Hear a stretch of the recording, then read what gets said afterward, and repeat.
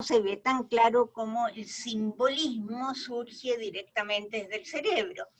El pensamiento es un proceso mental que involucra una secuencia de respuestas simbólicas, es decir, un producto mental, una representación, la representación de este papel, pero que para mí tiene un significado, una palabra que tiene un significado.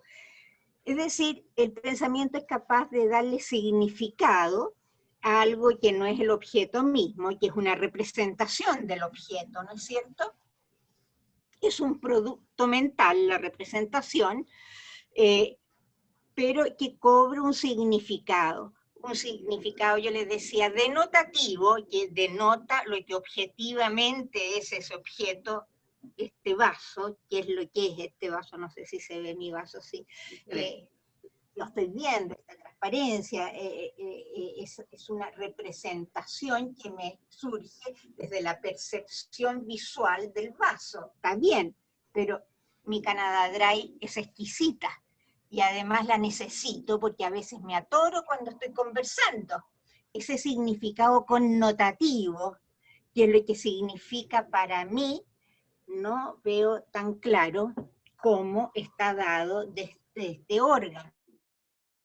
O sea, es un proceso dificilísimo de entender, que es esta capacidad, que yo creo que en gran parte es cultural, también es social, es personal, social, cultural, esta posibilidad de darle significado a estas respuestas que vienen, que representan la realidad. Y así entonces tenemos distintas respuestas simbólicas. Pero el pensamiento, yo les decía, es un proceso mental y un producto mental. En la secuencia de estas representaciones mentales, y esa secuencia es lo que vamos a denominar un razonamiento. Hay distintas secuencias, y eso define distintos tipos de pensamiento. Tenemos, por ejemplo, normalmente se habla de 3 tipos de pensamiento: la libre imaginación, el pensamiento productivo y el pensamiento creativo. Eso es lo que habitualmente conocemos como, distinguimos como 3 tipos de pensamientos diferentes. La libre imaginación, los vínculos entre las respuestas simbólicas son más bien de tipo afectivo, producto de nuestras emociones, producto de nuestra fantasía. Es un razonamiento que no tiene una intención, que va y vuelve. Imaginamos una cosa y otra, y así vamos imaginando sin que esté orientado hacia un fin. El pensamiento productivo está orientado hacia un fin y para terminar en una acción finalmente, acompañar o prepararnos a la acción. Es reversible, yo lo puedo demostrar. Mira, yo digo esto porque, y puedo dar los antecedentes. La imaginación no. Pónganse ustedes cuando están imaginando algo, cuando están soñando. Ahora, el pensamiento creativo es bien diferente y es muy complejo, porque tiene de ambos pensamientos y es distinto. Y yo no lo quiero tratar en esta mañana, porque no nos va a dar el tiempo. Quiero más bien centrarme en el pensamiento productivo, que es lo que nos interesa en las consultorías o es lo que nos interesa en las mentorías. O sea, llegar a un pensamiento productivo, donde prima el significado denotativo, tiene una intención, y se orienta a realizar una acción posteriormente. Bueno, vamos a conceptualizar entonces razonamiento como secuencia o orden con que se van relacionando las diferentes respuestas simbólicas que constituyen el pensamiento. Hasta ahí vamos claros. Ahora veamos los productos mentales. Lo voy a poner todo, me carga cuando van las cosas de a poco. El producto obviamente depende del tipo de razonamiento que estemos realizando.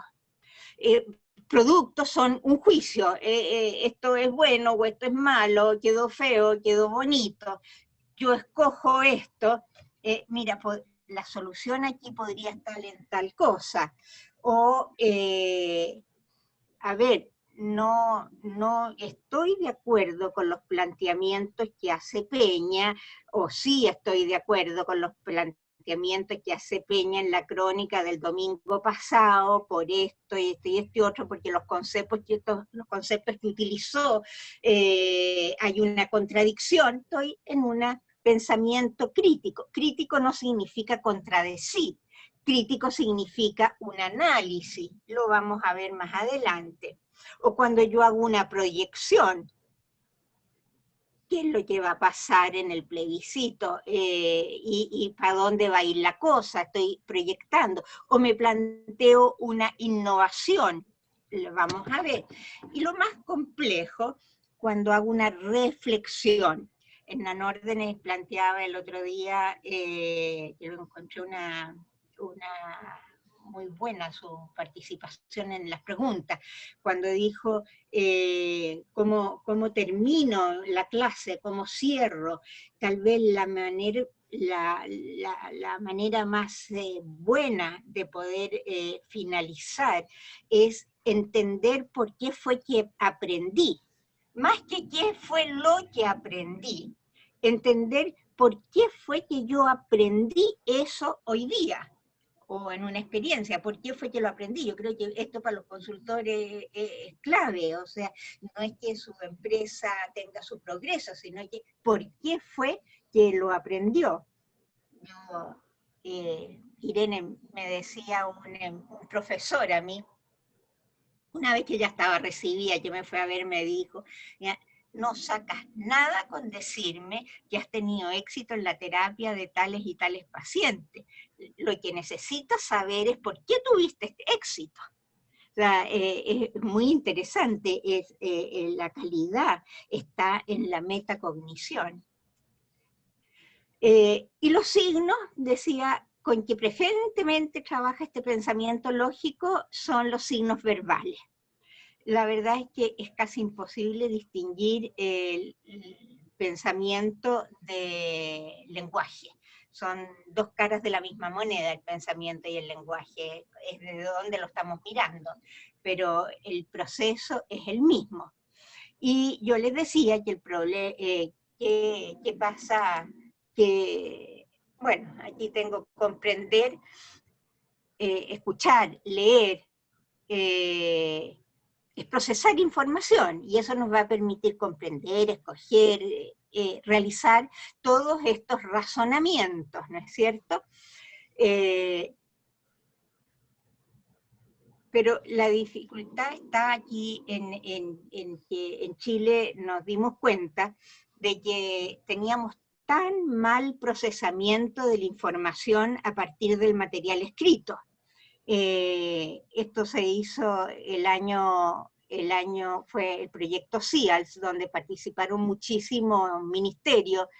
Esto viene desde Canadá, ya era la segunda vez que se aplicaba en el mundo, fue la OECD la que invitó a Chile a participar en esta vuelta, que comenzó a prepararse el 98, pero los resultados estuvieron en el 2001.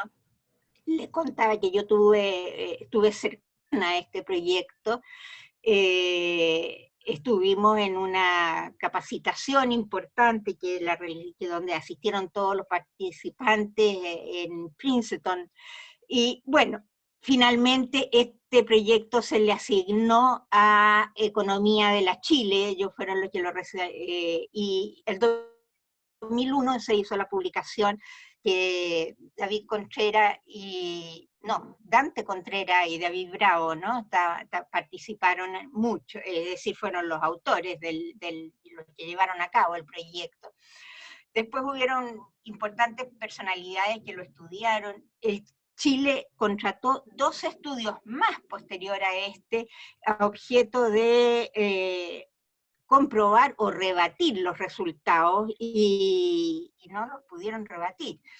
Después esto se repitió, lo supe recientemente, parece el 2015, sin que hubieran grandes resultados, grandes diferencias en los resultados. Esto de que el 80% no entiende lo que lee, en la verdad es una frase periodística. Se trata de medir la habilidad, se trató de medir la habilidad de entender y utilizar información impresa en actividades cotidianas del hogar, la comunidad y el trabajo. Eso es lo que se trataba de medir.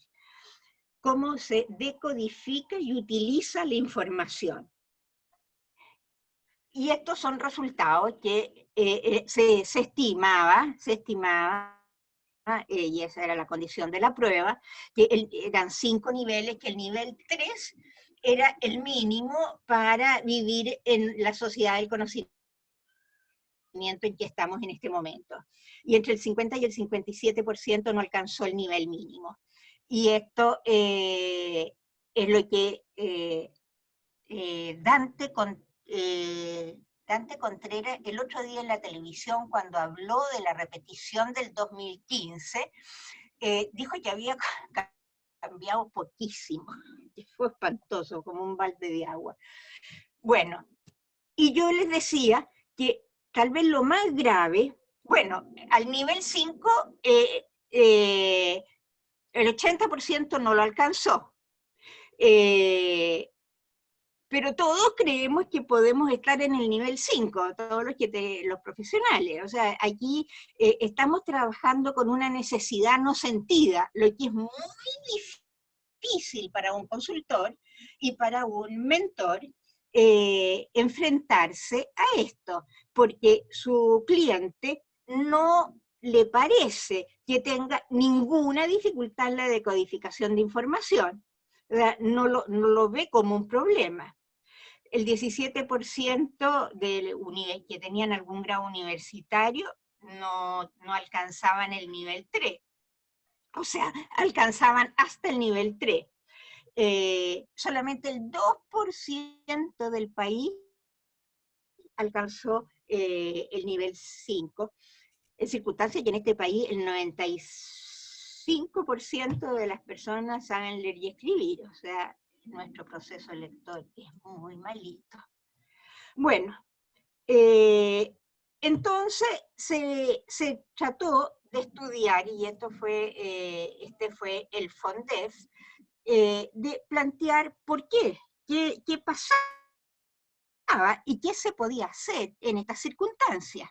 Y se analizaron tres niveles de pensamiento productivo, de distinto nivel, que cómo trabaja el nivel operativo de nuestro país, el pensamiento que requiere el nivel táctico, nivel técnico de supervisor, el nivel administrativo, el nivel medio de nuestro país, y cómo debe pensar este nivel más estratégico, y cómo debemos entonces, aquí estamos hablando de toma de decisiones, aquí estamos hablando de solución de problemas, y acá estamos hablando de pensamiento crítico.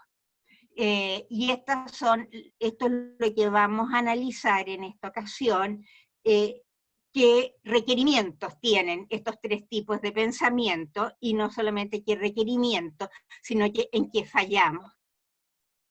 Veamos. Escoger entre alternativas.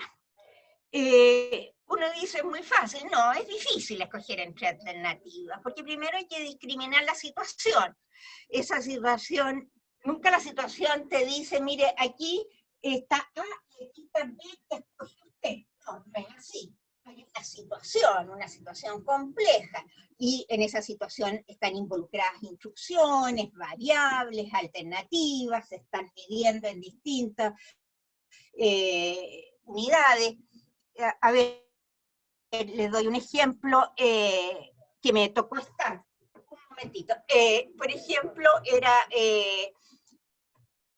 se trataba de una situación en que había un jefe explicando de que había subido y se habían modificado las condiciones. Era una reunión real la que le estoy diciendo, no estoy inventando.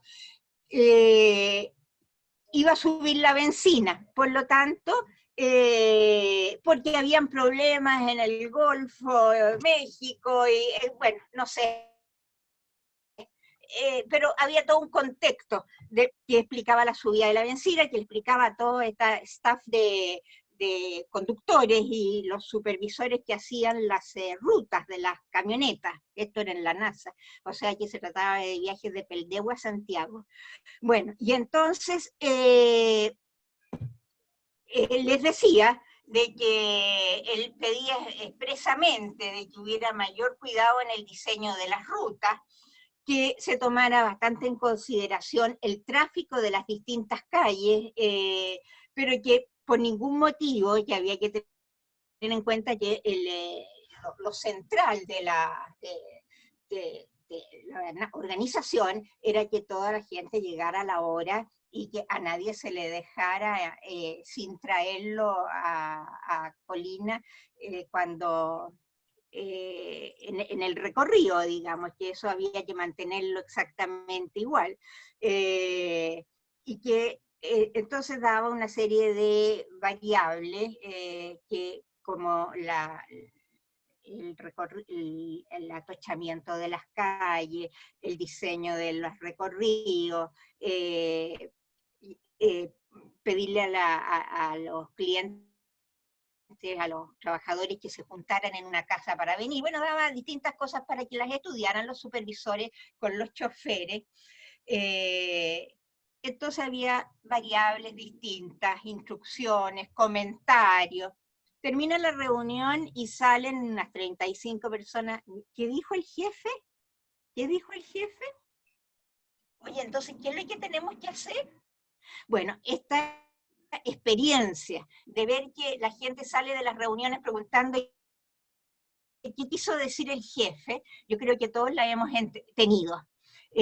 No se entiende bien qué es instrucción, qué es variable, qué es alternativa, dónde están, porque en el discurso va todo revuelto. O sea, no se dice, les voy a decir un comentario, luego les voy a dar las variables. Estas son sus alternativas. No, el discurso no es así. En el discurso hay que discriminar, hay que organizar, hay que agrupar, hay que ordenar, hay que clasificar. ¿Y con qué criterio? ¿Cuál es el criterio que vamos? Hay que saber descubrirlo. O sea, no es llegar y tomar alternativa. Hay que jerarquizar, hay que priorizar, hay que ponderar. Tenemos que comparar. Vamos a comparar de uno en uno, vamos a comparar uno contra un modelo, vamos a comparar uno contra un estándar para certificarnos posteriormente. Bueno, es todo un registro y análisis de pros y contras de las alternativas para poder predecir el resultado. Yo selecciono la alternativa en función del resultado. Aquí me quiero adelantar a algo que voy a decir posteriormente, pero es muy importante que distingamos tres palabritas: el resultado, la consecuencia y el impacto, porque son diferentes finalidades que yo consigo con los tres tipos de pensamiento, de razonamiento. En el caso de los niveles operativos, cuando estoy seleccionando alternativas, lo que busco es el resultado. ¿Cómo resultó esto? ¿Resultó o no resultó? A ver, interesante. Les cuento una experiencia de Melat, que es la distribuidora de electricidad en el norte. Se quedó un pueblo sin electricidad y mandaron una camioneta. Salió una camioneta desde Antofagasta al día siguiente a solucionar el problema que era harto grave. Y con el técnico y el operario, bueno, y lo hicieron bien, tuvieron un buen resultado. Por la tarde, cuando volvieron a Antofagasta, el pueblo tenía luz, pero había un sector gigantesco de Antofagasta apagado. O sea, las consecuencias de su solución, de la decisión que tomaron no era nada de buena. Ahora, por lo menos la toma de decisión exige que hayan indicadores responsables de por qué se tomó esa decisión y no la otra. Yo creo que esto, aquí hay un déficit bien grande en Chile, de que tomamos a lo mejor la decisión, o sea, la alternativa, escogemos la alternativa correcta, pero no sabemos demostrarla por qué. Yo me he fijado en los... perdón, ¿se escucha o no? Sí, ¿Se sí, escucha? sí. No sé si ustedes han visto los futbolistas que terminan su... bueno, y eso, o sea, no, nunca sé, la posibilidad de demostración es mínima. También me tocó en una salmonera, súper interesante fue el cuento de la salmonera. La salmonera, las balsas están lejos de Puerto Montt, y en las balsas está nada más que el jefe de la balsa, generalmente es un acuicultor, y si él llama, llega un veterinario también a la balsa. Pero está el acuicultor y montones de pescadores y personas locales que le alimentan a las piscinas estas de los salmoncitos. Entonces, este es un caso completamente real, yo le estoy hablando de puros casos reales. Llega y le dice uno de estos, yo creo que debe haber sido chilote, no sé, oiga jefe, hay un pescado enfermo. ¿Y por qué está enfermo el pescado? ¿Qué pasa en la piscina tanto? No, si que tiene cara de pescado enfermo. Y de ahí no salió que tenía cara de pescado enfermo. Y al día siguiente, 2 días después, que hay otro pescado enfermo hay otro pescado con cara de enfermo. Recién al 4.º día fue capaz de explicar de que también los veía que no estaban comiendo esos pescados. Con todo eso, el acuicultor llama a Puerto Montt que le manden el veterinario. Llega el veterinario, bueno, se comprueba que hay una bacteria. Hay que llamar a Santiago, hay que llamar a Puerto Montt para pedir presupuesto, porque hay que mover las balsas con la marea roja, hay que sacar las balsas, una inversión carísima, que no la podía tomar ni siquiera adelantarse, insinuarla, porque estaban con cara de enfermo. Y así, bueno, finalmente Puerto Montt tiene que llamar a Santiago, vamos una semana más, y muere gran parte de los salmones, porque solamente de Santiago se podía dar la orden de hacer la inversión de contratar barcos para retirar las balsas. Entonces, todo parte de una dificultad tremenda de demostración de las decisiones que vamos tomando. Me parece que aquí hay algo bien importante. A ver, los operativos tienen que elegir entre opciones, identificar información, todo esto con el manejo de elementos concretos, o sea, no funcionales, no en el para qué sirven las cosas, ni tampoco conceptos abstractos, sino que conceptos concretos y cotidianos. Tienen que evaluar resultados, tienen que seleccionar y necesitan este tipo de pensamiento. Este tipo de investigación se realizó en 16 empresas, recogiendo todo el material impreso que ocupaban los niveles operativos de estos 4 sectores económicos distintos con que se trabajó, y toda la información verbal que recibían estos niveles. ¿Qué es lo que encontramos? Lo más difícil era discriminar cuáles eran las alternativas que presenta la situación. Era muy fácil quedarse con la alternativa más obvia, sin que se exploraran otras alternativas. Era encontrar el criterio para ordenar, agrupar y clasificar. Era muy difícil. El demostrar por qué se tomó y asumir la responsabilidad. En Chile no estamos acostumbrados a asumir nuestras responsabilidades.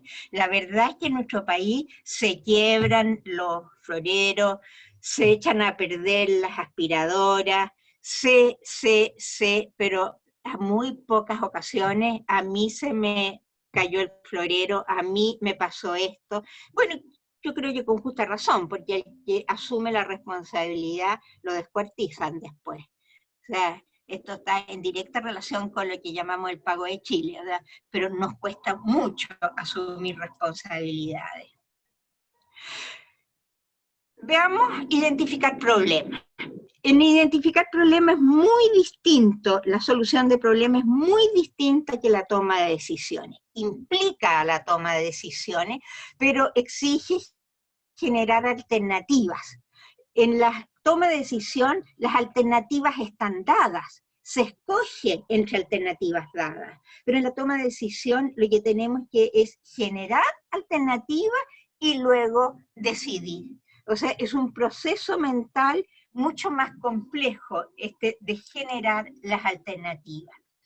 Aquí yo hice un monito como modo de solucionar problemas por ensayo y error, ¿no es cierto? También por analogía, bien común esto de por analogía. Sí, yo una vez lo hice así, así resulta, así lo hicimos y así resulta, ¿no es cierto? Pero no se puede demostrar. La otra manera de solucionar es buscando las causas. Yo retrocedo en mi pensamiento, porque el pensamiento de solución de problemas avanza y retrocede. El de toma de decisión solamente avanza, y busco la solución. Y tal vez el más complejo para poder solucionar problemas es que voy a las causas y luego proyecto cuál podría ser la consecuencia. Ahora ya no estoy hablando de resultados, sino que hablando de consecuencias. La consecuencia será que sube el precio, la consecuencia es que si lo soluciono así puedo armar un incendio, cuánto me voy a demorar en tomar esta u otra. O sea, es una revisión de las consecuencias que se derivan de las soluciones que son capaces de responder a las causas que originaron la situación actual. Veamos las... Macarena, damos 35, casi 40 minutos para que... Voy más rápido. Bueno, además esto va a quedar grabado, así que aquí están... aquí hay algo importante, la argumentación, ¿no? ¿Por qué lo hiciste así? Porque sí, mire, por ejemplo, es que hice unos cálculos, es que la ley, es que la teoría, son distintos niveles de demostrar, y lo que estamos muy atrasados en Chile es definir en el mismo momento que establezco la solución, es con qué indicadores voy a hacer el seguimiento. Aquí normalmente damos la solución del problema, pero no nos planteamos del inicio un seguimiento. El perfil de los cargos tácticos es este. Se añade una importante necesidad de inteligencia espacial en los cargos tácticos para poder visualizar las distribuciones. Y en Chile tenemos una muy mala formación espacial. Dificultad o actitudes que acompañan una buena solución es la motivación, lo metódico, lo creativo para encontrar las alternativas, la apertura mental para evitar el prejuicio, la responsabilidad, como decía antes, y esta metacognición para saber por qué se hizo bien una solución o no. Las principales dificultades que se encontraron fue que no se revisan las soluciones, que no se demuestran. No hay una demostración ni una revisión posterior. Ahora, pensando en el razonamiento crítico, tenemos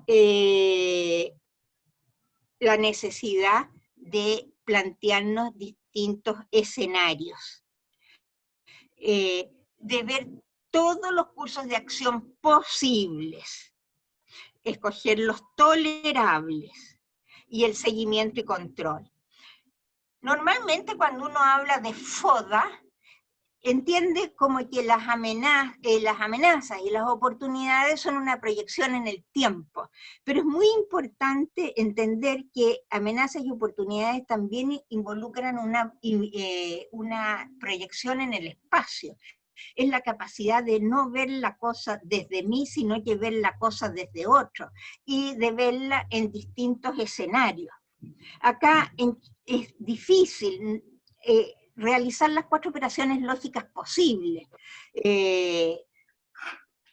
Esto de la operación idéntica, negativa, recíproca y correlativa, o sea, pareciera que la cuestión, estamos perdiendo la paz, y entonces se dice que estamos en guerra. No, señores, pero estamos en no paz, pero no estamos en guerra. O sea, se cometen errores flagrantes en esta falta de complejidad de la lógica en el pensamiento crítico. ¿Qué pasaría si? La verdad es que se encontró una muy mala formación. Yo creo que ahí tenemos mala formación en la geometría, pero no somos capaces de entender las diferencias entre rotar, trasladar, girar y invertir. Nos cuesta mucho. Cuesta plantearnos todos los escenarios posibles. Y el pensamiento crítico implica pasar de lo posible a lo factible. O sea, hay cambios en el plano del pensamiento, que es lo que dificulta. A veces nos quedamos puramente en lo posible o a veces en lo factible. Toda decisión crítica va a implicar el riesgo, el conflicto, la incertidumbre, ¿no es cierto? Y aquí están los pasos de cómo alcanzar un pensamiento crítico de calidad. Y todo pensamiento crítico debe incluir un plan B. Aquí en Chile, cuando definimos sesudamente una estrategia, difícilmente hacemos en el mismo momento, en el mismo análisis, cuál va a ser el plan B si por anga o por manga nuestra estrategia no va resultando. ¿Cuáles van a ser los indicadores donde vamos a decir ya basta plan B? Este fue el caso clásico, ¿no es cierto?, del Transantiago, que nos encontramos sin plan B. Este es el perfil de los cargos estratégicos. Es muy importante, y una de las cosas que encontró esta investigación, esto duró 3 años esta investigación, fue súper seria, fue que los grandes directivos nuestros necesitan inteligencia verbal. El liderazgo está más asociado a la inteligencia verbal que a la matemática. Y esa es una requerimiento.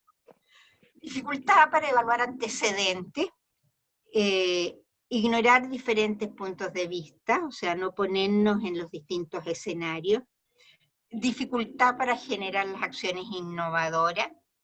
Dificultad para evaluar los riesgos y el impacto. Bueno, a ver, esto es lo que yo quería mostrarles, me parece importante.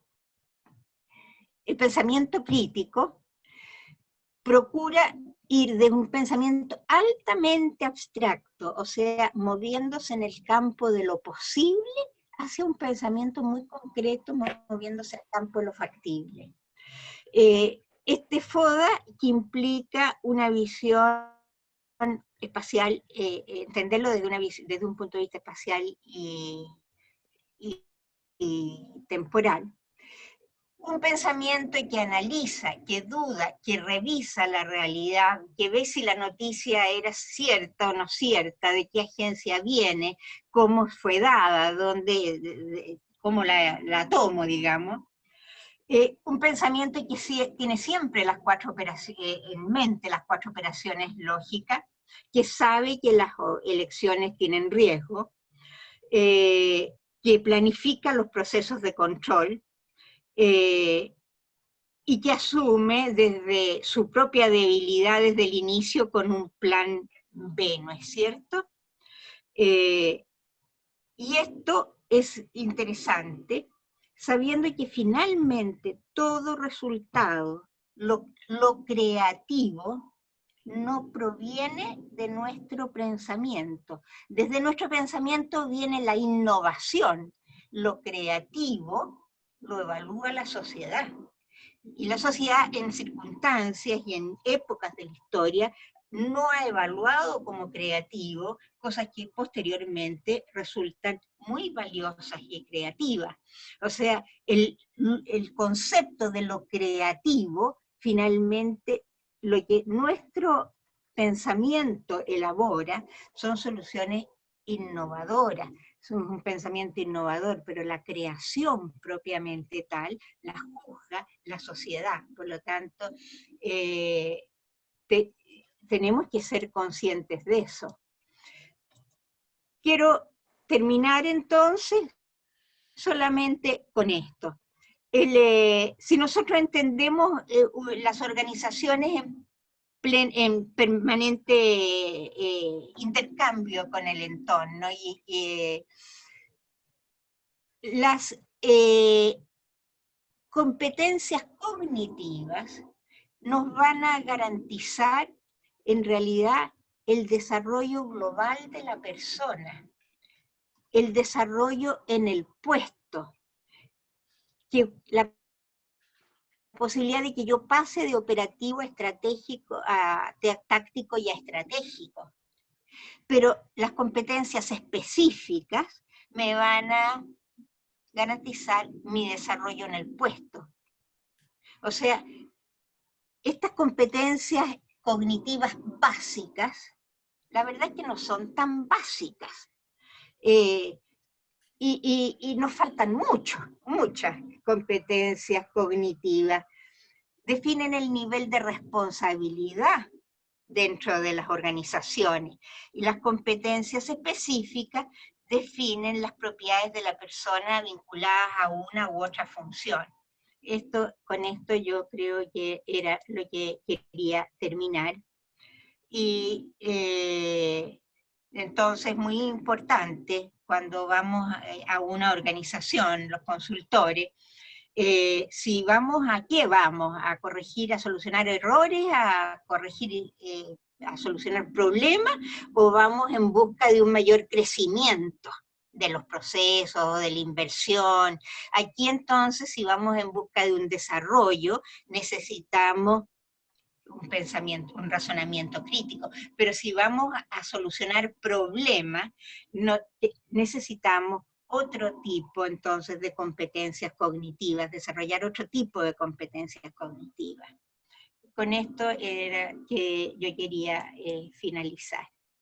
Muchas gracias, Macarena. Yo anoté las preguntas que ya habían elaborado la semana pasada por el chat, así que me gustaría partir por ellas. La primera es de María Antonieta, que pregunta de qué manera crees que influirá la inteligencia artificial en el pensamiento productivo. Yo creo que es muy buena pregunta, pero la verdad es que no las sé contestar, porque hasta el 2010 poco se hablaba todavía de inteligencia artificial. La verdad es que a nivel ministerial, a nivel, o yo tenía poco contacto, digamos, a lo mejor se podría haber estado hablando mucho, pero yo no tenía contacto, Irene. En ese momento, el país estaba con una preocupación tremenda por la alfabetización digital. El Ministerio de Economía, allí se iniciaba en los años entre el 2000 2010, hasta ahí yo estuve hasta el 2012, estuve metida en estos temas, era tremendamente importante el problema y de lo que se hablaba, y era de alfabetización digital. Todos estos conocimientos que yo le estoy dando, las mayores fuentes de conocimiento para mí, ¿saben? Venían de los que realizaban más investigación, era el ejército norteamericano. O sea, no eran tantos filósofos que hablaban de los distintos tipos de pensamiento, era el ejército norteamericano a fin de ver qué tipo de armamento le entregaban a cada uno de sus contingentes. El interés del ejército norteamericano. Y tienen grandes investigaciones. Y en esa época, allí no se hablaba de inteligencia artificial. Entonces no le sé contestar a María Antonieta. Okay. Alejandro Yocanes pregunta si existe algún autotest que nos permite saber qué porcentaje de habilidad de entender y utilizar la información impresa estamos utilizando. Perdón. Bueno, claro, el CIALS. El CIALS lo hizo a nivel país. A nivel país la muestra fue sacada por el INE. Y aquí yo tengo los cuadernillos, pero yo no sé, los cuadernillos que se aplicaron eran 7 tipos de cuadernillos que tienen preguntas de 5 niveles diferentes. Podríamos ver, digamos, cuál era la dificultad de cada nivel, pero no creo que sea el caso de verlo aquí. Y están las pruebas, hay distintas pruebas, la prueba PISA, distintas pruebas, ¿no es cierto?, que son las que se aplican para ver los niveles de decodificación, y sabemos que Chile está pésimo. Pero no existe un material de fácil acceso al público para hacer un test rápido, es decir, yo estoy más o menos en ese nivel de pensamiento. Yo no conozco. Yo creo que las pruebas de inteligencia más burdas, más conocidas, digamos, de alguna manera, con pruebas de comprensión, miden si nos manejamos a nivel concreto, a nivel funcional o al nivel abstracto, lo que hacemos los psicólogos cada vez que hacemos una evaluación de inteligencia, ¿no es cierto? Y podemos evaluar perfectamente a qué nivel conceptual trabajamos, ya sea con las pruebas de cubo, con las pruebas de semejanza, del Bayes o de cualquier otro test de inteligencia. Yo quisiera agregar aquí, porque viene de la experiencia, haber trabajado bastante con pruebas de comprensión lectora y producción de texto, que dan alguna pista también sobre eso, ya que, como bien dijiste, el pensamiento y el lenguaje están sumamente asociados, ¿no?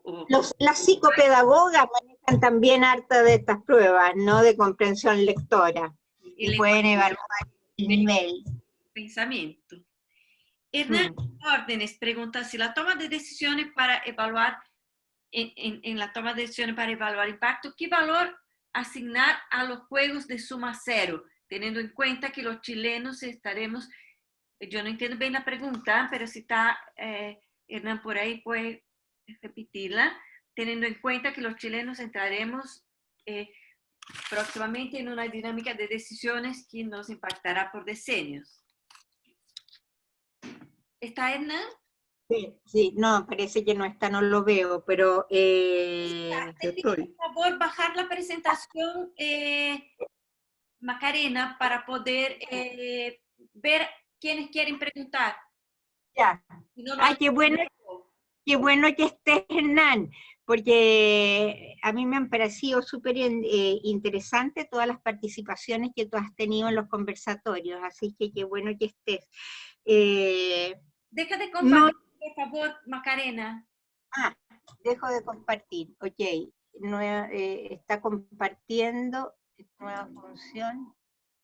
¿Y ahí qué hago? Compartir. Arriba debes tener una barrita arriba en tu pantalla. Ya lo dejé. Ya, muchas gracias. Ahí. Sergio, Ahí. enseguida tu pregunta. No, te decía, Hernán, que a mí me han parecido súper interesantes los enfoques que tú has tenido en los conversatorios. No sé contestarte, Hernán. La verdad es que es difícil contestar preguntas en estos temas. Yo me atrevo solamente a contestar en lo que yo he investigado y les puedo asegurar, porque lo vi, lo hice, lo medí, lo escuché. Entonces, así no lo sé. Pero sí sé que, claro, yo creo que es muy interesante lo que tú estás planteando, porque este pensamiento crítico que hay que exigir a nivel estratégico, a nivel de nuestros directivos, tiene que ir analizando todas las posibilidades, y eso es llegar a suma cero, cuando uno analiza todas. Entonces, me parece que es tremendamente interesante lo que estás diciendo, pero debe luego llegar a la solución factible. Es un pensamiento que se mueve de lo posible a lo factible, después de haber pasado por todas las posibilidades, cosa que no estamos haciendo. Y habernos puesto en las 4 operaciones lógicas, si no lo estamos haciendo. O es blanco o es negro nuestro país. Sergio tiene una pregunta, después Francisco Ramírez. Y hay una de Alejandra que vamos a dejar para el final. Macarena, muchas gracias por tu exposición, me pareció muy interesante, toca muchos temas que realmente dan para pensar. Yo te quería hacer un comentario respecto de que tú planteaste la dificultad o los problemas por las malas decisiones que se toman. Se toman muchas malas decisiones en las organizaciones y bueno, hay estudios que demuestran que tú lo sugeriste también, que muchas de estas malas decisiones se toman primero por una mala selección, en el proceso de selección, una mala selección de las personas. Cuando se elige mal a una persona, pobrecito, le vamos a encomendar algo que no está capacitado para hacer. Y lo segundo es que a veces no es problema de la persona, estas malas decisiones, está bien elegida, pero la jefatura y las gerencias muchas veces se confunden o no dan las instrucciones, las metas que se persiguen, y eso también lleva a una mala decisión. No sé qué opinas tú al respecto. Sergio, la experiencia que yo tengo tiene mucho que ver con lo que tú estás diciendo. El nivel operativo nuestros trabajadores, pueden tomar decisiones, pero no pueden demostrar sus decisiones. Entonces el nivel táctico, el nivel mando medio, dice, es que yo tengo que tomar las decisiones porque el nivel operativo no sabe tomar decisiones. Puede que sí sepa, pero no la puede demostrar, porque no puede demostrar la fortaleza de su decisión. Entonces, no pudiéndola demostrar, el nivel táctico está haciendo las labores del nivel operativo. Y cuando vas a hablar con los gerentes, con los cargos que debieran tener un razonamiento estratégico, te dicen, yo no puedo pensar aquí porque tengo que estar todo el día solucionando problemas. No me digan que no es esa la conversación cuando entras a una empresa. Gracias. Francisco. Sí, a mí me pareció escuchar que Macarena se ha referido principalmente a cómo es la situación en Chile. haciendo una distinción, aquí en Chile pasa esto, estamos en Chile, es un problema de Chile. Yo no, después de pasar 40 años en el extranjero, no estoy tan seguro de que esto es un problema chileno solo. Y me parece un poco deprimente, si se quiere, decir, mire, este es Chile, qué sé yo. Y siempre he combatido eso desde que volví aquí, cuando, ¿qué te puede esperar si estamos en Chile? Hay un sentimiento general así que yo no lo comparto. ¿Qué te hace pensar? ¿Qué te hace, qué seguridad tienes al decir que este es un problema chileno solamente? ¿Has comparado con otros países del mundo? No, Francisco, lo que sí es que se ha comparado es esta prueba de decodificación de información a partir del material impreso. Y hoy en día la verdad es que gran parte, a ver, déjame armar mi respuesta. El CIALS, que fue esta prueba que en esa oportunidad se tomó en 12 países y luego se ampliaron a 15 más, tuvo resultados que no eran excelentes, pero Chile estaba extraordinariamente más bajo que muchísimos países, sobre todo con los países de la OCDE. O sea, sí, ahí hay una comparación clara, y como yo decía, se volvió a repetir en el 2015 y los resultados no habían avanzado tanto, o sea, creo que no habían avanzado nada. Así que ahí es lo único que te puedo decir. He vivido en Inglaterra, lo único que te puedo decir, una apreciación personal, Francisco, es que asumen más la responsabilidad de sus decisiones. En Chile no asumimos la responsabilidad. Yo decía que los floreros se quiebran, o sea, las cosas ocurren. Y cuando algo ocurre mal, pobre del que dijo yo lo hice. Piensa nada más que cómo es permitido, por lo menos la experiencia que yo tuve, mínima, minimorum, de vivir en Inglaterra, es que si las personas sí asumen la responsabilidad y si se equivocan, no las matan. Churchill la embarró en la Primera Guerra Mundial, en la guerra contra Turquía, digamos. En la Segunda Guerra Mundial era el jefe de las fuerzas militares, o sea, no caen en el desprestigio eterno, digamos. Aquí es duro decir yo lo hice y lo hice mal, digamos. Es lo único que te puedo decir, Francisco. Más no tengo, salvo esta prueba que sí la puedo decir que la conozco bien, y decirte por qué fue que fracasamos en esta prueba.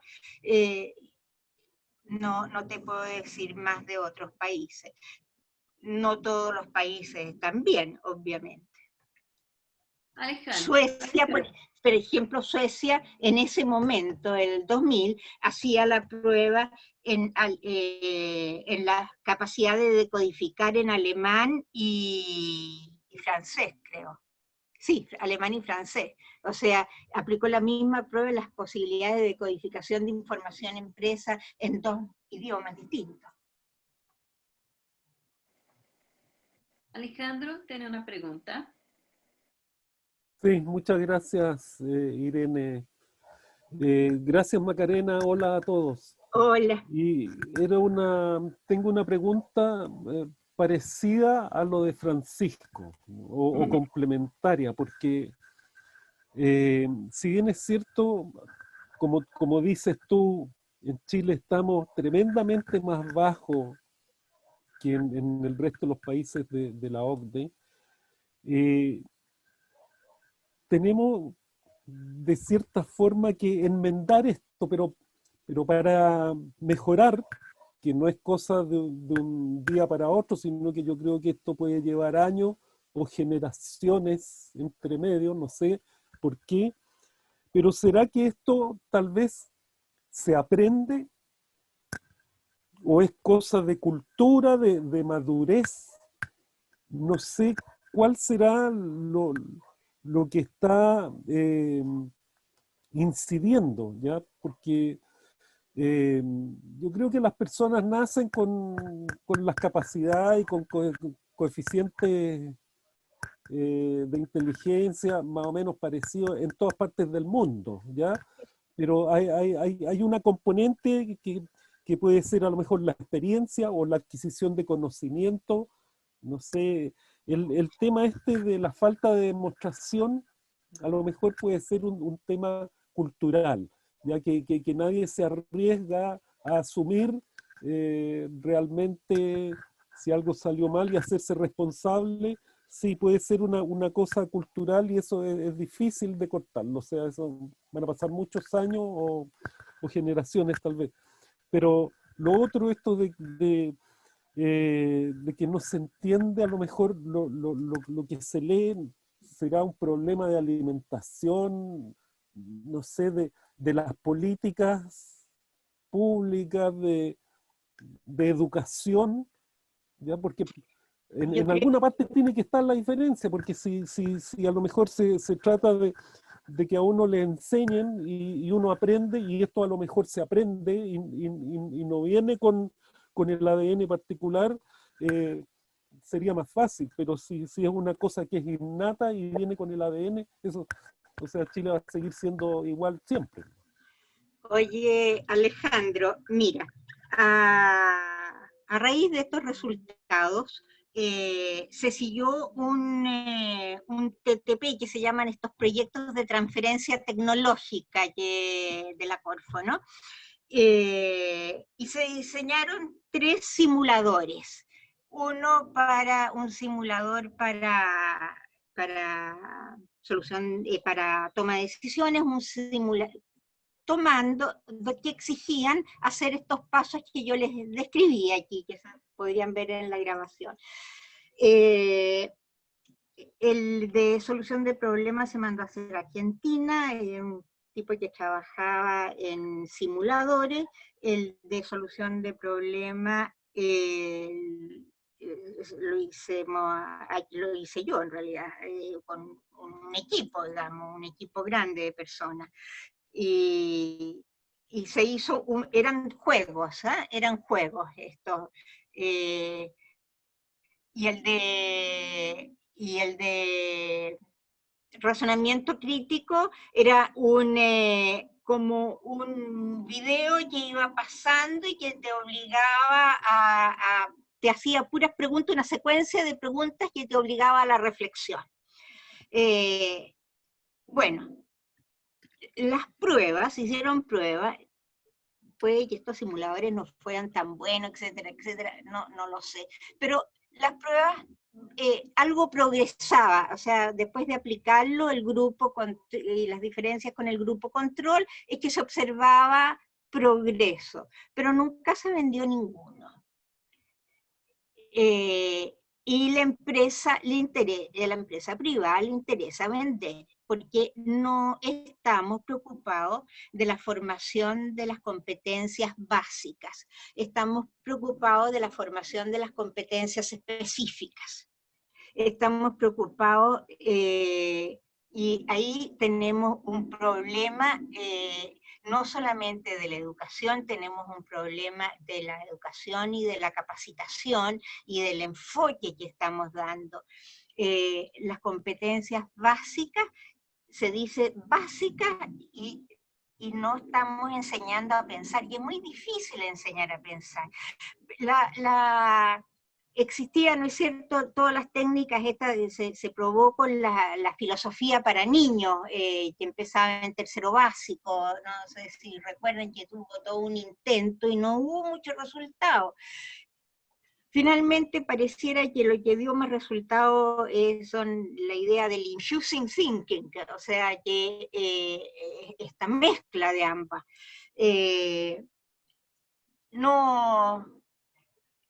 También creo, Alejandro, que nosotros compensamos bastante, porque tenemos redes de apoyo bien a la mano. Entonces, no nos exigimos el rigor, porque siempre tenemos rápidamente a quien preguntarle para que nos saque del apuro. Cosa que otros países, Francisco, no tienen. O sea, las redes de apoyo no están tan cercanas. O sea, nos falta rigor, creo. No sé, ¿qué opinas, Alejandro? ¿Quieres comentar algo, Alejandro? Sí, pues, el tema es cómo resolver esto para más adelante. Sí. Nosotros lo hicimos de cierta forma, ya tenemos cierta edad, qué sé yo, todavía podemos influir en algo, pero vienen las nuevas generaciones y no sé si les faltan herramientas, faltarán ahora en esta nueva época más computadores a lo mejor, o computadores de otro tipo, no sé, porque habría que proporcionar, pero todo lo que se puede, a lo mejor hay mucha cosa que entra por aprender. Tal vez, yo no sé, las competencias cognitivas se aprenden, el pensamiento crítico se aprende, o sea, si a uno le enseñan cómo hacerlo, a lo mejor uno se puede poner un pensador crítico de alto nivel. Si es así, hay que ir entonces a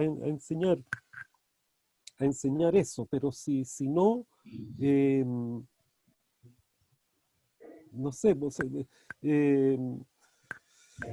bueno, no sé, aquí en Chile sí, efectivamente se han tomado muchas malas decisiones y hemos perdido ferrocarril, perdimos los carros del año Ñauca que quedaron, todavía están las líneas en el centro de Santiago, hemos perdido industria, hemos hecho tal cual como lo hacen los pobres. Los pobres se empobrecen más ya porque regalan su riqueza, la dejan botada, y ¿quién la recoge? El rico al final. Veamos qué nos dice Francisco. Dale la pasada, Francisco. Sí. Quería decirte lo siguiente. Primero que todo, yo viví en Inglaterra también, uno de los países en que viví, y otros países, y las redes de apoyo eran mucho mejores allá que aquí. Qué bueno que lo haya. Segundo, yo quería seguir un poco lo que decía Alejandro. Si aquí me encuentro cuando vuelvo, yo volví hace 5 años nomás, me encuentro cuando vuelvo de que han eliminado la filosofía, de que la gente poca historia de Chile mismo conoce, etcétera. Yo creo que hay un problema, si se quiere, de formación educacional. Lo que me rehúso a decir es que este es un problema ya genético o ya de la raza, como algunos dicen, que usan el concepto que a mí me molesta muchísimo. Yo creo que es un problema que tiene solución. Lo que pasa es que no hemos tenido la entereza o la capacidad política o lo que sea para mejorar nuestro sistema. Encuentro en otros países, tengo hijos que se educaron completamente en otros países, que viven todavía en otros países, y vi que les enseñaban un pensamiento crítico como el que tú estabas diciendo desde un principio, y no esta cosa así de solo ganar plata, no sé cómo explicarlo de otra manera, sino que había una inquietud por enseñarle a pensar críticamente. Te encuentro toda la razón, Francisco. O sea, lo veo exactamente igual que tú. No es un problema racial, es un problema de formación. Es un problema de que no tenemos la formación. Y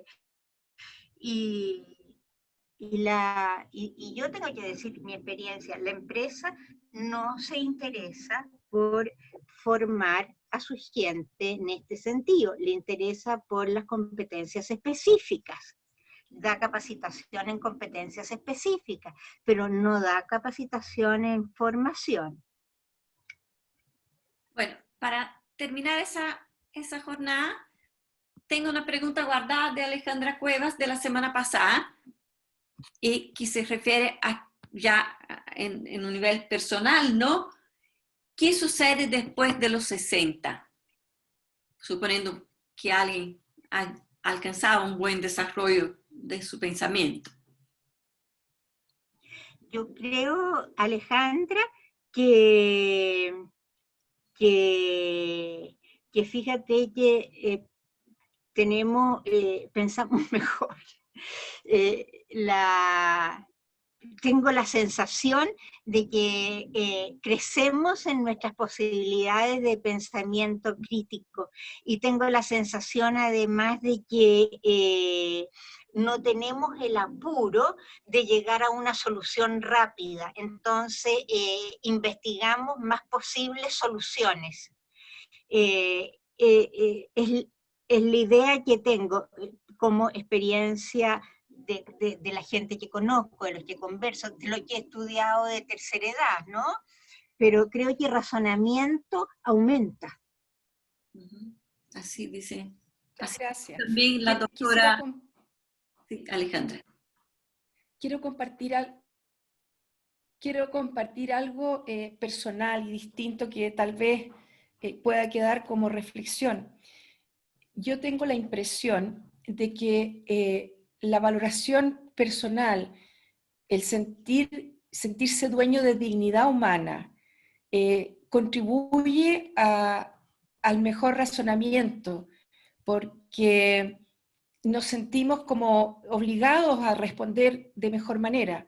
He trabajado en empresas internacionales en las cuales eso está presente, y he trabajado en empresas familiares chilenas, y mi impresión, un juicio mío absoluto, es que de alguna manera los directivos de las empresas más familiares, más personales, no tienen ningún interés en que sus empleados tengan una calidad de pensamiento mejor, más bien les gusta ver como repitiendo órdenes.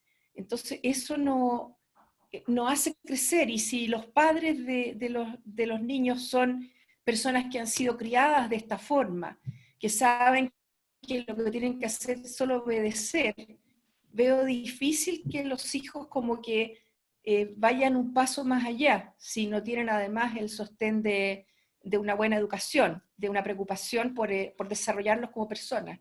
Es un juicio personal producto de la experiencia que he tenido, y trabajando en Argentina me pasó lo contrario, me pasó que vi que los argentinos con los cuales yo trabajé tenían un sentido de su dignidad personal enorme, y eso los hacía como leer más, contestar los argumentos con más vocabulario, con más ejemplos.